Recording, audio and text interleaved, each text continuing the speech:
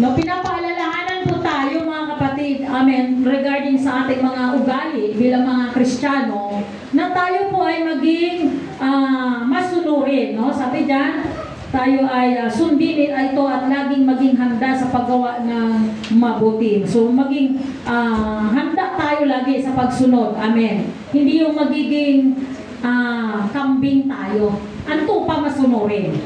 Right? O, di ba, alam natin ang nature ng kambing at saka ng tupa. Ang tupa, masunurin. Kahit mali, sinusunod. Yes, tupa yun eh. Bulag yan.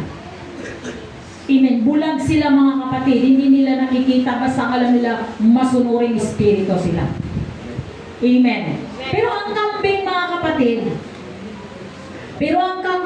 talagang nanunuwag yan.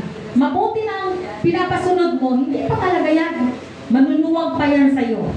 Okay, that is the nature of kambing. Amen.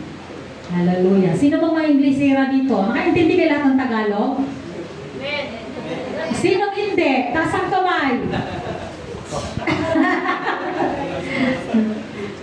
Okay, so lahat tayo nakakaintindi. Hindi sinisigurado ko lang kasi hindi ako Inglesera eh. Hindi ako fluent sa English mga kapatid eh. Hindi ako magaling sa grammar. Pasensya na kayo. So Tagalog lang tayo. Amen. Sabi ko nga kay Sister Bless, turuan niya ako eh.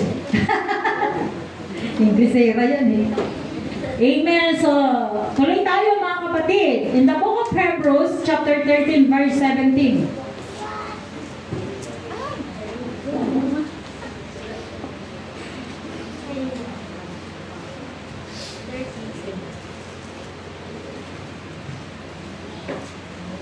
Hebrews chapter 13 verse 17.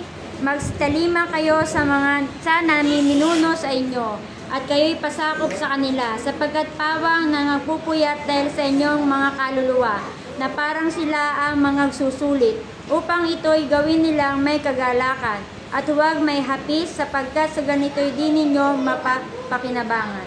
Amen. So, yun po mga kapatid, no? Ang ating nabasa ay hallelujah. Sabi rito, pasakop kayo at sumunod sa mga namamahala sa inyo. Sila'y nangangalaga sa inyo at mananagot sila sa Diyos. Amen. Alam niyo mga kapatid, so sabi rito, kailangan natin mag-submit to our leaders. Amen? Bakit? Kasi sila ang nangangalaga sa inyo. Now, kung merong pagkukulang ang ating mga leaders, sila naman ang mananagot sa Panginoon. Amen. Praise God. Kaya tayo mga kapatid, kung may nakita tayo mga something wrong sa ating mga leaders, kung hindi natin sila kayang i-correct, so atin silang iluhod, ipanalangin sa Panginoon, and then, mismo kasi ang Panginoon mga kapatid ang mangungusap eh. No, mismo, may dealing kasi ang Panginoon eh, sa bawat isa sa atin, even sa ating mga leaders, na kinukorek tayo ng Espiritu. Hoy, mali yung ginagawa mo. Amen. Amen. Kaya nga mga kapatid, no, dapat talaga, hallelujah, tayo po ay magpasakop mga kapatid kasi meron namang Diyos at sila rin mismo ang magsusulit sa ating Panginoon sa lahat ng mga ginagawa. Amen. Ang Diyos mismo ang magkukorek. Amen. Sa ating mga leaders. Amen. So tayo po ay, so kailangan natin sundin na may kagalakan, no, ang pagtupad sa kanilang sabi ko, kung sila'y susundin ninyo, magagalak sila sa pagtupad sa kanilang tungkulin kung hindi sila mamimighati at hindi ito makabubuti sa inyo. Pasakop kayo at sumunod sa mga namamahala, sino sila'y nangangalaga sa inyo. Amen. So ang trabaho ng mga leaders, katulad ng pastor, no, amen, ng mga leaders natin, ang trabaho niyan, nangangalaga, pinagpipray tayo niyan sa Panginoon. Diba? Kaya tayo tumatagal sa paglilingkod sa Diyos dahil mayroong nananalangin sa atin. Amen. Kaya marami mga Kristiyano, bakit nawawala sa paglilingkod sa Panginoon? Just because mga kapatid, walang nagpipray sa kanila. Pero dahil mayroong nananalangin sa atin, nananatili tayo hanggang ngayon sa paglilingkod sa Panginoon dahil mayroong nakatutok na nananalangin sa atin. Sino yun? Yung mga leaders natin. Kaya kailangan mo magpasakop sa leaders. Dahil pag hindi ka magpasakop, walang mananalangin sa iyo. Amen? So, kailangan natin mag-submit kasi katulad nga mga kapatid sa mga anak ni Job. Amen? Alam niyo ba ang ginagawa ni Job, mga kapatid? Ang kanyang mga anak, araw-araw gumagawa ng kasalanan sa harapan ng Diyos. Si Job naman every morning, siya ay nag-aalay ng mga, nagkakaroon siya ng pag-aalay sa harapan ng Diyos. Amen? Para patawarin. Pinagpipray niya yung mga anak niya para patawarin ang ating Panginoon sa kanilang mga kasalanan. O, same thing mga kapatid na ganito rin sa ating mga leaders. Praise God na sila ay nananalangin araw at gabi sa Panginoon. Kami trabaho namin ipag-pray kayo. Trabaho namin yun mga kapatid. Praise God. At hindi naman talaga dapat namin sabihin sa inyo, hindi. Trabaho talaga namin yun. Na kayo ipanalangin namin sa Panginoon araw at gabi. Amen. Hallelujah. Tungkulin natin yan. Mga leaders, say lahat ng mga leaders, say praise the Lord. Praise the Lord. Ha, isa lang leaders. Isa lang nagpipray. Sino mga leaders? Taas na kamay. Gusto ko makita niyo yung mga paglulukha niyo. Sabay gano'n. Isa lang. Uy, nag-iisa ka na lang, Brother Jess. Hallelujah, matibay.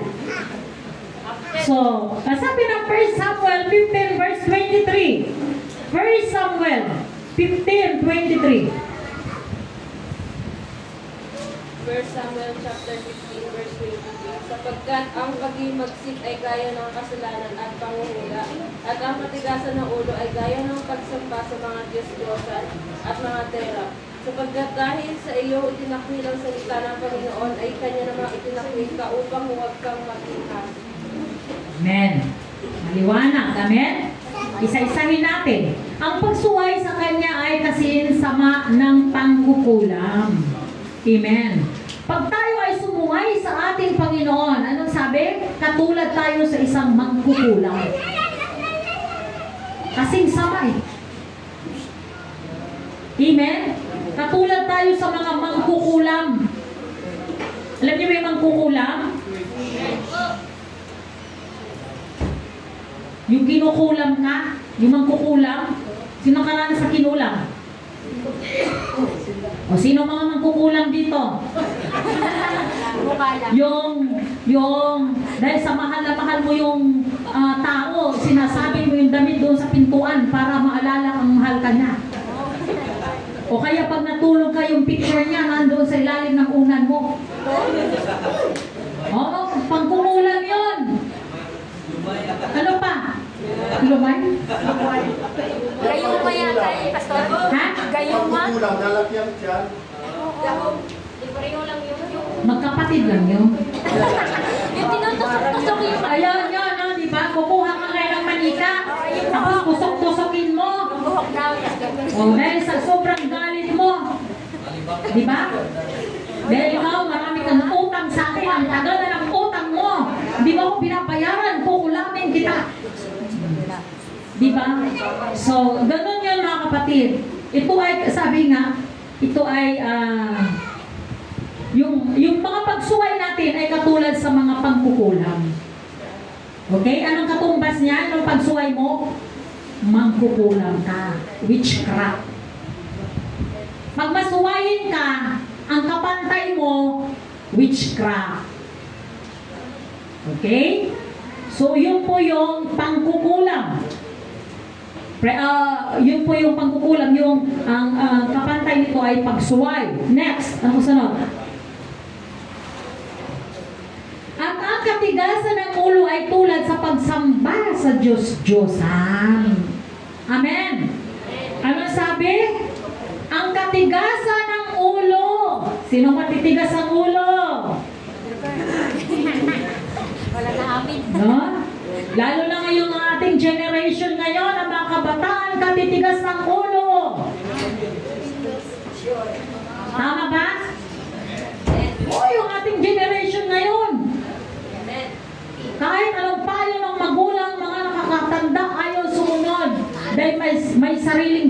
sa buhay.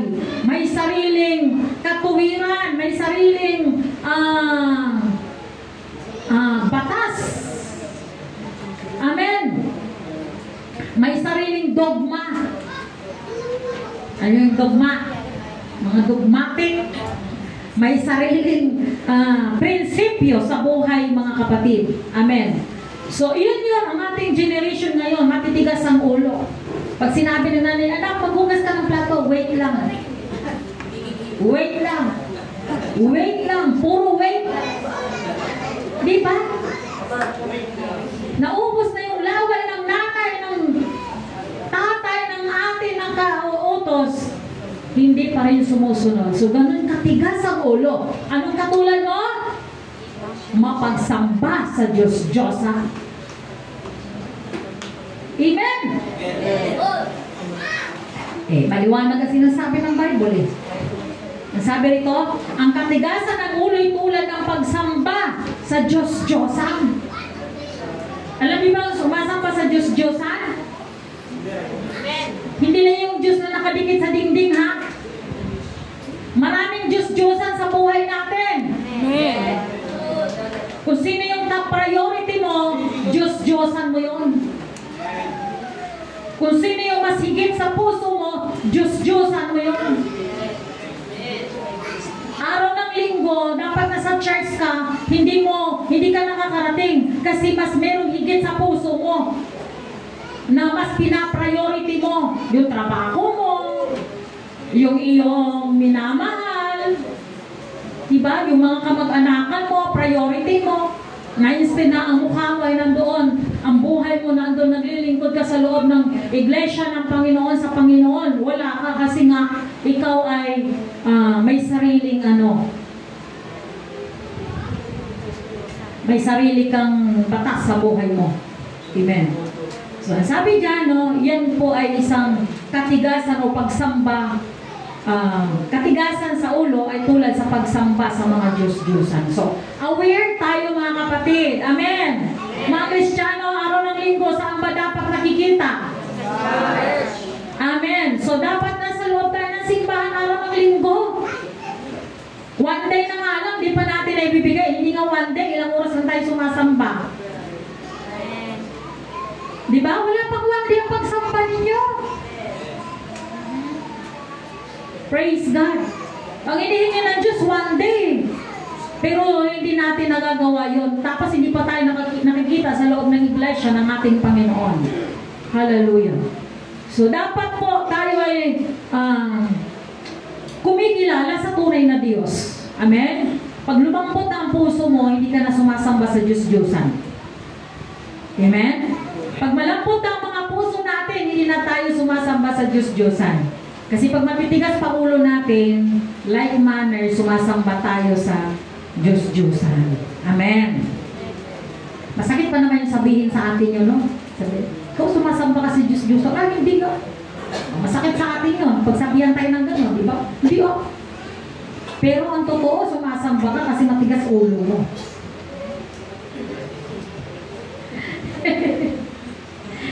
Hallelujah. Amen. Next. Sunod. Sapagkat itinakwil mo ang salita ni Yahweh, itinakwil ka rin niya bilang hari. So ito po yung si Haring Saul, mga kapatid. Amen. Dahil matigas ang ulo ni Haring Saul, bakit na ba siya tinakwil ang ating Panginoon? Dahil sa katigasan ng ulo, ano sabi ng Panginoon? Propeta Samuel kay Haring Saul. Obedience is better than sacrifice. Obedience is better than sacrifice. Mas mainam na sumunod ka kaysa sa magsakripisyo ka. Amen. Hindi kailangan ng Diyos yung mga sakripisyo natin. Wala naman tayong pagsunod. Nag-aalay ka nga dito, wala naman pagsunod. Amen. Nakikinig ka nga ng salita ng Diyos, hindi mo naman sinusunod ang salita ng Diyos. Walang kabuluhan. Amen. Praise God. Kaya nga sabi nga ni Propeta Samuel kay King Saul, patayin mo lahat ng mga tao sa taga-Amalekites, yung Amalekites. Patayin mo silang lahat. Pero ano ginawa ni Haring Saul? Aba, nagtira. Tinira niya yung hari na si Haring Agag. Tinira niya yung mga maiinam na mga tupa, na mga hayop, matataba, yung mga magagandang tingnan, mga kapatid. Inihanda niya, dahil ang katwiran niya, kay Propeta Samuel, kasi iaalay mo to sa Panginoon. Kita niyo ha? May sarili siyang genre sa buhay niya. Amen. So eto mga kapatid, at hindi kailangan ng Panginoon yung alay mo. Kung hindi ka sumusunod. Amen. Ang sabi ng Panginoon, patayin lahat. Lahat. Pati hayop, patayin. Hindi niya pinatay, nag-reserve. Dahil gusto niya ialay daw sa Panginoon. May sarili siyang kapamaraanan. Amen. Sa kanyang paghahandog sa ating Panginoon. So, ang sabi ng Diyos, mga kapatid, kailangan sumunod.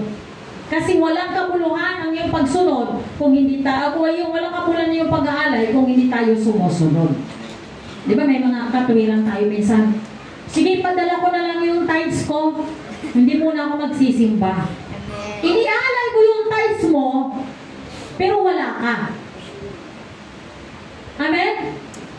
So yun po ay hindi kailangan ng Diyos ang alay mo. Ikaw ang kailangan ng Diyos sumunod sa Panginoon. Tayo, mga kapatid. Hallelujah. So yun po ang nais ng ating Diyos na kailangan tayo ay maging masunurin sa kalooban ng ating Panginoon. Amen. So number 1, mga kapatid, merong benefit sa pagsunod or sa pag-submit, no? Pag-submit natin sa ating Diyos. Number 1, freedom from sin. Magkakaroon po tayo ng kalayaan mula sa kasalanan because we are submitting to the will of God. Dahil tayo ay sumusunod sa kalooban ng ating Panginoon. Nung tayo ay hindi pa mga Kristiyano, di ba tayo sumusunod sa Diyos eh? Di ba? We are anti-God. Mga anti-Christ tayo. Hindi tayo sumusunod sa ating Panginoon. Kumakalaban tayo sa salita ng Diyos. Kaya nga sabi ng Matthew chapter 15, verse 8, ang bayang ito ginagalang ako ng kanilang labi, datapot ang puso ay malayo sa akin. Ibig sabihin, hindi talaga sumusunod sa Panginoon. Ang paggalang nila hanggang bibig. Hanggang nguso lang. Di ba ang tao ngayon? Oh, Diyos ko, pag may mga problema, Diyos ko, puro Diyos ko ang tawag. Tama? Pero wala silang pagsunod sa ating Panginoon. Amen. So, noon, ganun ang buhay natin. Pero nung tayo ngayon ay nakakilala na sa Panginoon, kasi noon, mga anak patay ni Satanas, kaya kumakalaban tayo sa Diyos. O, sabi ng, tingnan natin, Philippians chapter 2, verse 2. Ephesians chapter 2, verse 2.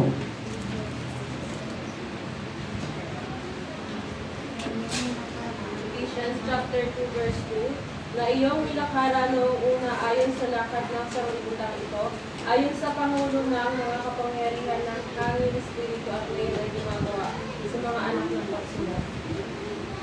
Amen. Sinusunod ninyo noon ang masamang takbo ng mundong ito.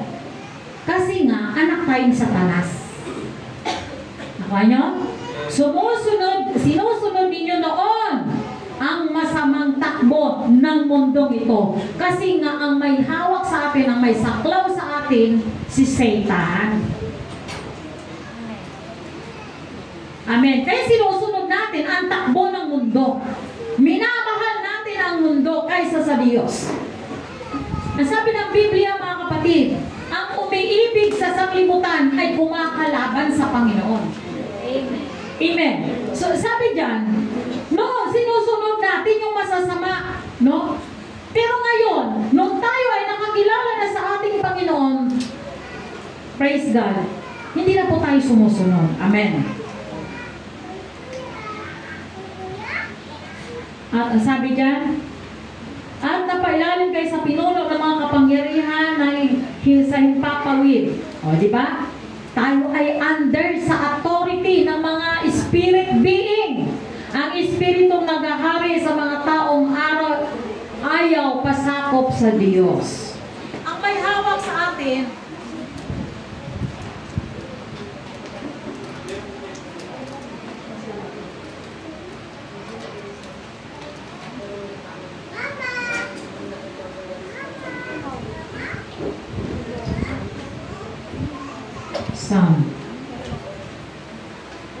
ang may hawak sa atin noon, yung mga spirit being, yung mga principalities of the darkness.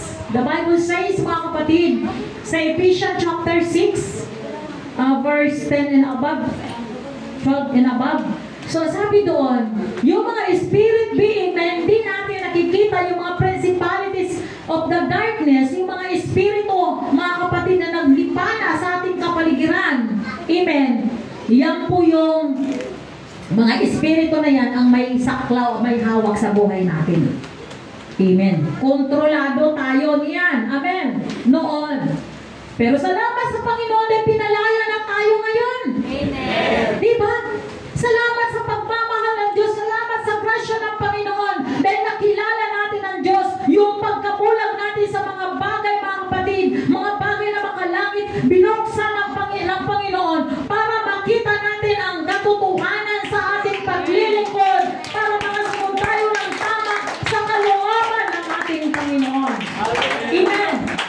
Salamat sa Panginoon. Nakita natin, hallelujah, ang tunay na kaligtasan na pinakaloob ng Diyos sa bawat isa sa atin.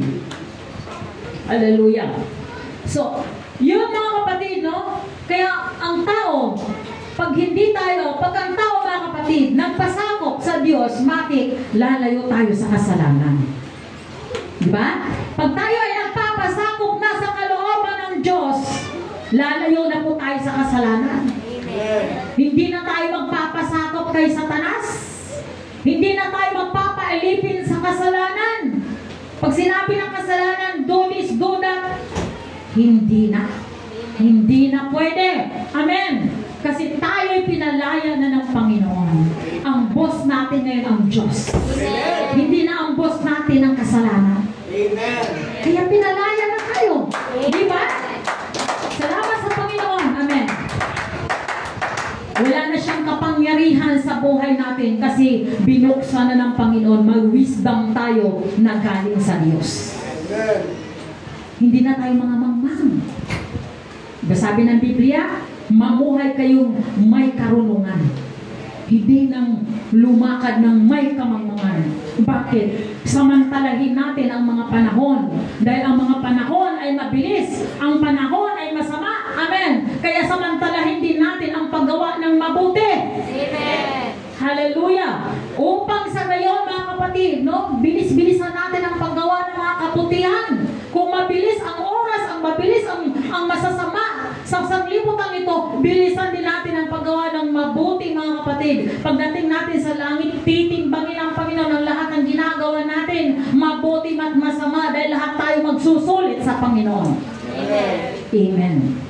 Nako, nung pagdating sa langit, magtimbangan na. Mas mabigat ngayon ang mga kasalanan mo kaysa sa kabutihan. O, alam mo na kung saan ka pupunta. Kasi dalawa lang ang ating tutunguhan, walang purgatorio. Amen. Langit at impyerno lang. Amen? Amen. So, pag malamang ang masama, aba, kaya alam mo na, pag malamang ang mabuti, alam mo na rin kung saan ka pupunta. May timbangan tayo mga kapatid. Natitimbangin ng Diyos. Praise God. Kaya, hindi na tayo ngayon magpapasakop sa kasalanan. Ang number one pa namang mahirap i-give up sa tao yung kasinungalingan. Tama ba? Kahit mga Kristiyano na eh. Mga sinungaling pa rin. Di ba napakahirap baga natin, no? White light. White light. Walang white lies. Sabi ng Bible, walang or. Hello? Sabi ng Bible, ang oo ay oo, ang hindi ay hindi. Walang or, walang gitna. Negative, positive. Langit at impyerno, liwanag at dilim. Amen? May gitna ba? Wala. Kaya walang white lies. Magpakatotoo tayo. Amen. Yung mga ano daw, mga kapatid, yung mga honest, Yung mga anis sa mundong ito, madaling makulong. Anis eh. Uy, nagnakaw ako. Di ba makulong ka, anis ka eh. Pero pag anis tayo sa Panginoon, amen, langit tayo. Langit tayo mga kapatid. Amen. Yun naman talaga ang ating purpose sa buhay eh. Bakit tayo naglilingkod sa Diyos? Para maligtas. Bakit naman tayo naririto? Anong dahilan? Di ba? Hindi mo naman kailangan pumunta rito para silipin ang mukha ni brother, ni sister, para makita mo lang yung minamahal mo. So, walang ganon. Sabi mo sa katabi mo, walang ganon. Walang ganon. Be faithful. Amen. Okay, pangalawa mga kapatid, closer relationship with God. A closer relationship with God. So, magkaroon tayo ng closeness sa Panginoon. Relationship with God. Amen. Sa Biblia, may dalawang klaseng paglilingkod. Amen. May dalawang uri ng pagsunod or paglilingkod sa Bible, mga kapatid. Itong si Maria at si Martha. O, diba? Pansin nyo? Dalawang paglilingkod yon. Ang una si Maria, mga kapatid, naglilingkod sa ating Panginoon, hinahanap niya ang salita ng Diyos. Gustong-gusto niya talaga makinig sa ating Panginoon. Nung nagba-Bible study ang Diyos sa bahay nila ni Maria, di ba? Nakinig si Maria sa ating Panginoon. Gustong-gusto niya, wala siyang pinapalampas. Bawat binibitawan ng Diyos, ina-absorb niya. At galak na galak sa puso yung salita ng Panginoon na kanyang napapakinggan. Ganito ba tayo? Yung gusto mo na hindi ka a-absent sa mga gawain kasi gusto mong ma-absorb lagi yung salita ng Diyos, may kagalakan sa puso mo? May ganun ba? So ito mga kapatid, no? Ito ang magandang attitude. Amen. Na paglilingkod na katulad ni Maria. Amen. Praise God. Pero ito si Martha. Si Martha mga kapatid, naglilingkod nga sa Panginoon. Teka, dalawang klaseng paglilingkod. Si Martha naglilingkod nga sa Panginoon, pero busy siya sa mga material na bagay. Nakakarinig nga siya. Ako minsan, nagluluto ako dyan sa likod, nakikinig ako. Pero hindi ko talaga na-absorb. Nakuha nyo? Iba yung nakasit in, nakaupo dyan at nakikinig ng mainam, na-absorb mo. Pero kung nandun ka, nagluluto nga, apala ka, naririnig mo, pero hindi mo na-absorb. So may dalawang klase ito mga kapatid, yung active and passive. Amen. Yung passive, didma. Walang conviction ang salita ng Diyos. Pero yung active, ginagawa mo sa buhay mo. Amen. May application niya sa salita ng Diyos, naging buhay sa'yo. Dahil naging buhay sa'yo ang salita ng Panginoon, may na-transform sa buhay mo. May nabago sa ating pananaw sa buhay. Amen. Nagre-reflect sa atin. Nagkaroon ng kapangyarihan sa buhay natin yung salita ng Panginoon. Yung dalawang klaseng paglilingkod. Or else mga kapatid, busy ka sa mga bagay makamundo. At wala tayong panahon para sa Diyos. Ano yung klaseng ugali ni Martha? Kaya may mga Kristiyanong on and off. Patay sindi. Makita niyo yung ano? Yan? Patay sindi. Ilaw. Ganun tayo, di ba minsan? On and off. Sisimba ka ngayon, sunod hindi. Simba ka ngayon, sunod hindi. Parang mga kabuti. Sulpot. Amen? Paaminin mo, hindi aamin yan. White lies daw. Ganun. Hindi tayo makakabuti mga kapatid. Amen? I-maintain natin ang ating paglilingkod sa Panginoon. Amen. Kagaling-galing mo manghingi, lahat hinihingi mo sa Panginoon. Hindi tayo nahihiya. submit and obey. Obey.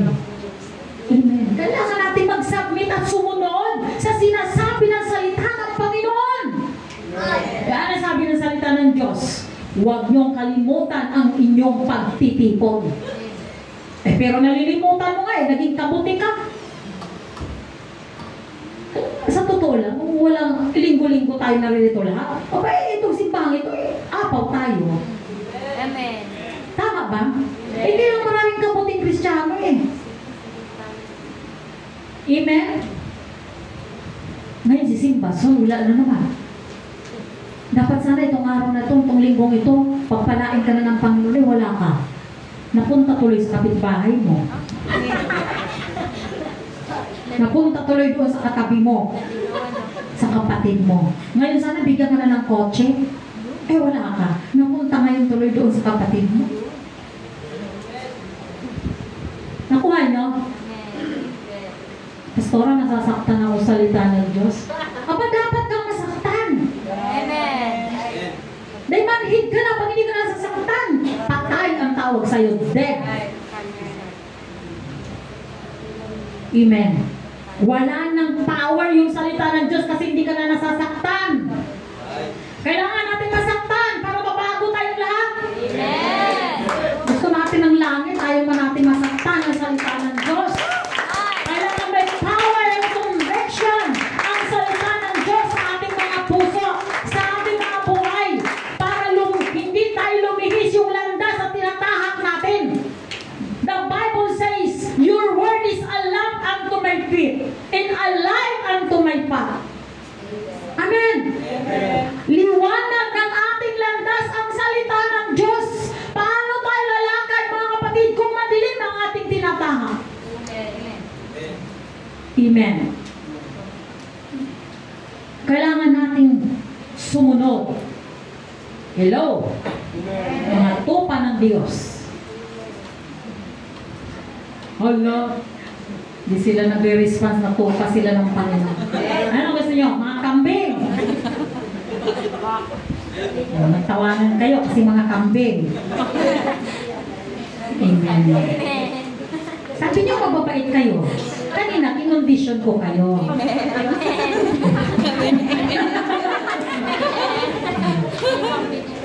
Amen.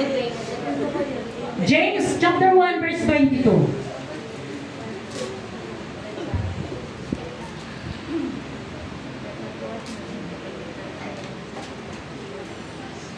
James chapter 1 verse 22. Datapwat maging tagatupad kayo ng salita at huwag tagapakinig lamang na inyong dinadaya ang inyong sarili. Okay, huwag ka muna umupo. Basahin mo ulit, isa-isahin natin. Datapwat maging tagatupad kayo ng salita. Okay. Sabi dyan, datapwat tagatupad kayo ng salita. Kaninong salita yon? Sa Panginoon. Hindi kay pastor, hindi kay brother. Sa Panginoon. Next. At huwag tagapakinig lamang na inyong dinadaya ang inyong sarili. Yan. Kayo mismo, dinadaya yung mga mandaraya tayo. Amen? Tayo mismo, dinidisig natin ang ating mga sarili. Tapos minsan, pinagbibintangan pa natin si Satanas. Kawawa naman na sa lagi na Baka si Satanas, dinidisig ako Pero saan ka? Ikaw lang din naman sarili mo na hindi ka sumusunod. Kaya bugbog sarado sa atin si Satanas Puro pinagbibintangan si Satanas kasi may kasalanan ito Kaya ako nagkaganito kasi si Satanas Pero ikaw talagang may kasalanan dahil ayaw mo sumunod. Matigas ulo mo.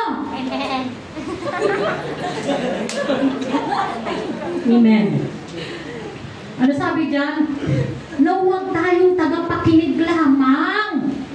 Kasi dinadaya mo ang sarili mo. Pumapasok dito, labas dito. Tagapakinig ka nga lang. Amen? Kaya pag uwi mo sa bahay, wala na lahat na napakinggan mo dahil tagapakinig ka lang. Mas mainam na ina-absorb natin. Maraming salamat sa iyong salita, Panginoon. I-apply ko talaga po. Di bukas, Lunes, hanggang Sabado, application na. Paglabas mo pa lang dyan sa pinto, may application na agad kailangan i-apply ko to. Gagawin ko to, Panginoon. Susundin ko to, Panginoon. Yan yun. Amen! Para nakita ng tunay tayong mga Kristiyano. Amen? Amen. Para makita na totoo tayong mga Kristiyano. E paano kung subukin ka nga naman ng Diablo, ano? Pagdating mo sa labas. Dahil nakita ni Satanas, i-apply ko to, Panginoon. Alam niyo ba si Satanas? Nanonood lang dito ngayon sa atin yan. Hindi kami yan eh. Kasama natin yan eh. Sumasamba din eh. Sumasamba rin yan. Kilala nga niya ang Panginoon eh. Di ba sabi ng James 2:19? Nanginginig pa yan. Sa tako. Sumasamba yan. Naririto yung gumagamit pa ngayon ng salita ng Diyos eh. Tama? Gumagamit siya. Praise God. So, i-apply natin. Amen. Bukas. O mamaya paglabas natin. Diyan na ngayon. Labanan tayo ngayon. Application at si Satanas. Pag nakita ni Satan, mga kapatid, naging totoo ka sa Panginoon, susubukin ka ngayon. Tingnan ko nga kung totoo. Yung napakinggan mo doon sa simbahan. Baka mamaya si Satanas naligtas ay hindi. Kaya lang si Satanas hindi nagsisi, no? Kaya siya na impyerno. Pero kung nagsisi si Satan, siguro I think maliligtas siya. Hindi siya nagsisi. Si Judas, nagsisi ba? Hindi rin, ano? Oh. Kaya walang naligtasan. Pero tayo, habang may oras pa, magsisi na tayo. Amen! Amen! Habang may pagkakataon pa, magsisi na tayo! Redeeming the time! Because the days are evil. Amen! Sobrang sama ng sanlibutan. Sobrang sama ng ating panahon. Amen. Kaya tayo ay laban, mga kapatid, sa paglilingkod natin sa ating Panginoon. Amen. Ang tanong, mga kapatid, ang Diyos ba tumatanggap ng alay na hindi naman niya inuutos? Hello? Ang Diyos ba tumatanggap ng alay na hindi naman niya inuutos? Hindi, siyempre. Katulad sa dalawang karakter sa Biblia, sino yon? Si Abel at saka si Cain. Ba? Nag-alay ngayon si Abel. Sabi ng Biblia, nilingap ng Diyos, tinanggap ng Panginoon. Kasi sumunod sa utos ng Panginoon. Pero itong si Cain, sumunod, nag-alay, pero mga kapatid, mali ang kanyang pagsunod. May sariling kapamaraanan ng pag-aalay si Cain. Pero si Abel, mga kapatid, sumunod siya ng tama sa kapamaraanan ng Diyos. Kaya nilingap ng Panginoon. Hallelujah. Kaya ang nangyari, mga kapatid, hindi tinanggap ang kanyang pag-aalay. Kaya tayo, huwag tayong gumawa ng sarili nating kapamaraanan ng pagsamba, ng pag-aalay at pagsunod sa kalooban ng Diyos. Sumunod tayo based sa sinasabi ng Biblia. Hindi yung based ayon sa sarili mong prinsipyo sa buhay mo. Ano ka pa, debate ka pa sa salita ng Diyos eh. Ito ang sinasabi ng Panginoon. Ang sabi ng Diyos, maging tapat ka. Pero makikipag-debate ka pa. No. Sumunod tayo. Obey na eh. Mag-submit. Submit tayo sa will, sa salita ng Diyos. Amen.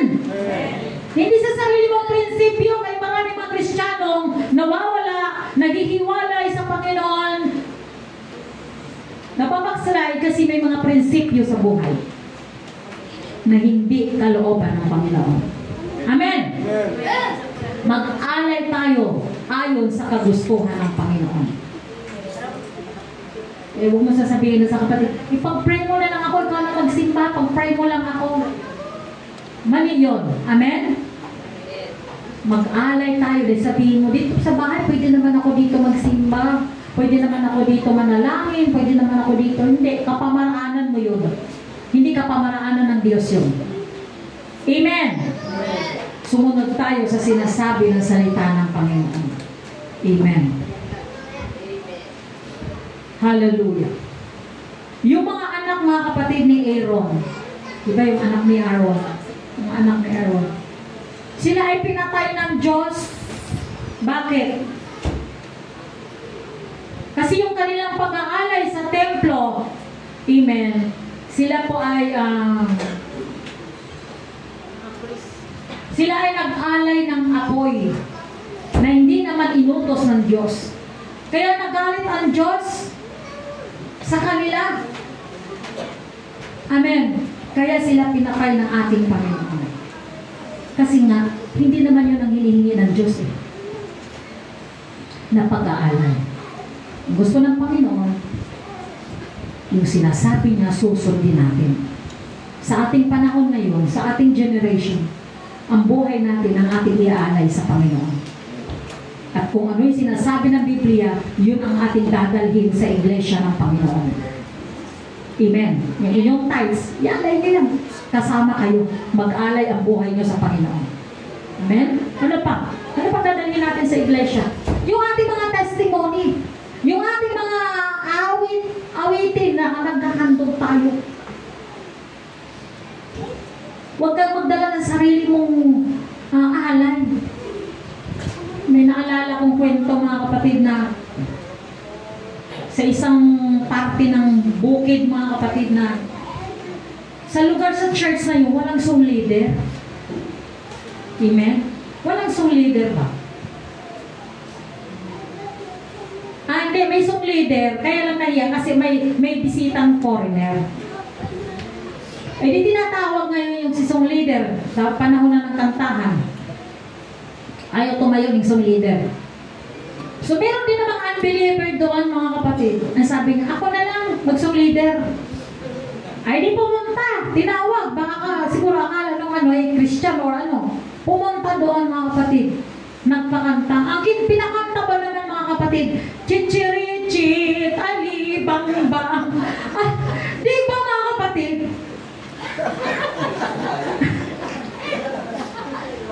Hindi na talaga yung kalugod-lugod sa harapan ng Panginoon. Makaawit na ngayon.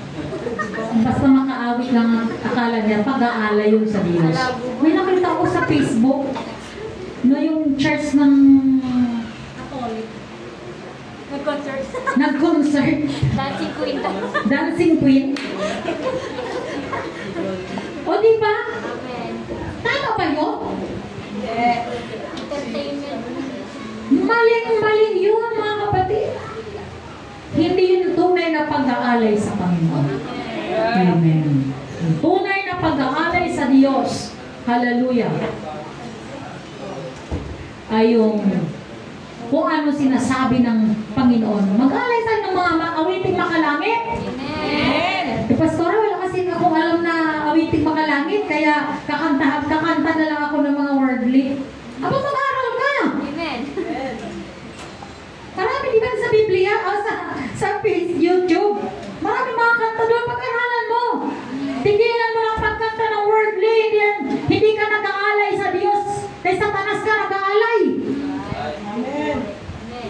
Yung kakantahan mo lang siya, beating of love. Yun lang, mga kapatid eh. Inaalay mo na yung kay Satan. Inaaral mo na. O, mali yun. Hallelujah. Paborito kasi ni Pastor yun eh. Beating of love. Naalala ko lang, wala akong alam na makanta ka eh. Sa totoo lang, honest to goodness, wala akong alam na mga, kasi ako lumaki akong Kristiyano, mga kapatid. Hindi ka pastor. Hindi ko alam niya si Pastor, halos lahat yan. Isang sako daw yung CD niya noon eh. Kaya di ba nung nagturo siya dito, halos alam niya. Mawiwindang ka sa kaalaman niya tungkol doon sa ano eh. Mga awiting makamundo. Amen. Hallelujah. Palakpakan natin ang ating Panginoon.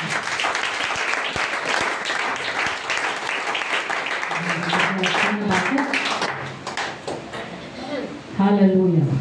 Sa James chapter 1, verse verse 23. Ituloy natin yun.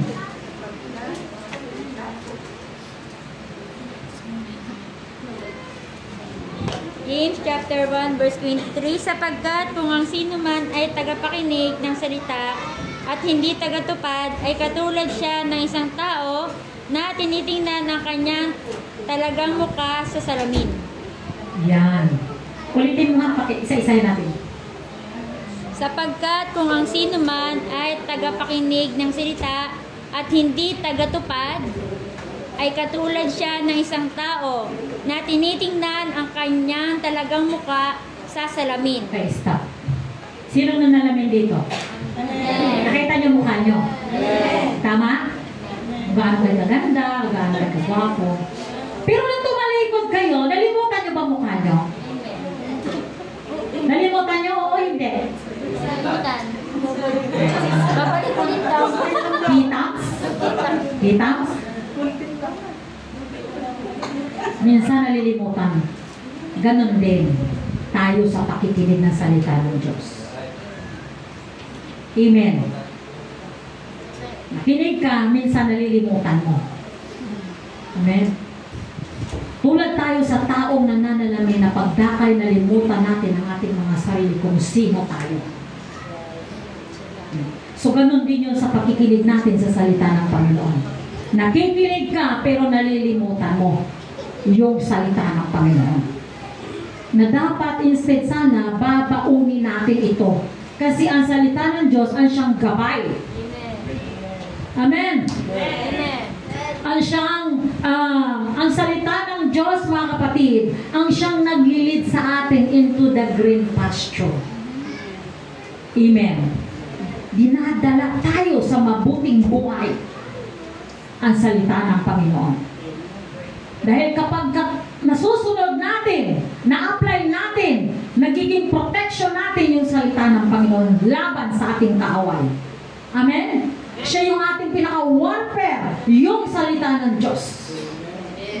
Laban sa lalang ng kaaway sa buhay natin. Kaya pagdating ng mga pagsubok, matibay pa rin tayo. Kasi yung salita ng Diyos, mga kapatid, ang siyang naging sandata natin. Na siya po ang nagiging protection sa buhay natin na hindi tayo matinag, hindi tayo matumba, hindi tayo ma-discourage. Amen. Magpapatuloy tayo sa paglilingkod natin sa ating Panginoon hanggang wakas. Amen. Sabi ng Bible, ang magtiis hanggang wakas, siyang malilitas. Amen. Hallelujah. Tuloy mo, Asis.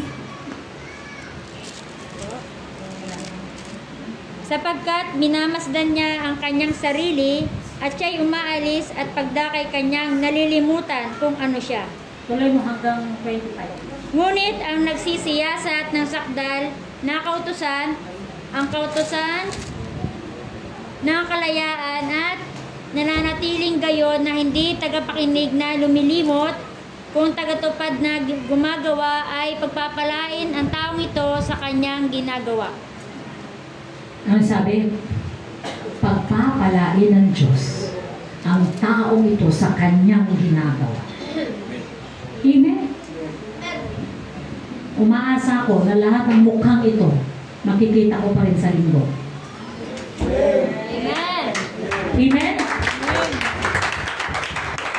Lahat na napakinggan natin ngayon, pag ito in-apply natin, surely, sabi ng Bible, goodness and mercy shall follow all the days of your life. Sabi ng Psalms 23 verse 6, susunod sa atin ang mga pagpapala ng Panginoon kasi magre-reward ang Diyos sa mga taong masunurin sa kalooban ng ating Panginoon. Amen. May reward tayo sa lahat ng ating pakikinig at pagsunod sa salita ng Diyos. Nagre-reward ang Panginoon. Amen. Ito mo, upo ka lang dyan, kikinig ka lang dyan eh. May pagpapalang ibibigay sa iyo ang Panginoon. Amen. Umupo ka daw doon sa bahay mo, manood ka ng mga Netflix. Netflix. Ito naman, di ko nga alam yun eh. Di ba? May pagpapala ba kayo doon? Stress ang makuha nyo. Sa kakapanoodin nyo doon, kung ano napapanoodin nyo. Walang pagpapala doon. Pakinggan mo yung mga bagay makamundo, walang pagpapala doon. Pero pag nakinig ka sa salita ng Diyos, Amen? Makakaranas tayo ng biyaya na hindi natin kayang bilhin sa tindahan. Yung wisdom, yung kapangyarihan ng Panginoon, ang siya ngayong kikilos sa buhay natin para tayo'y makalalakad ng ayon sa kalooban ng ating Panginoon. Amen. Glory to God. So, hanggang dito na lang ang ating pag-aaral, mga kapatid.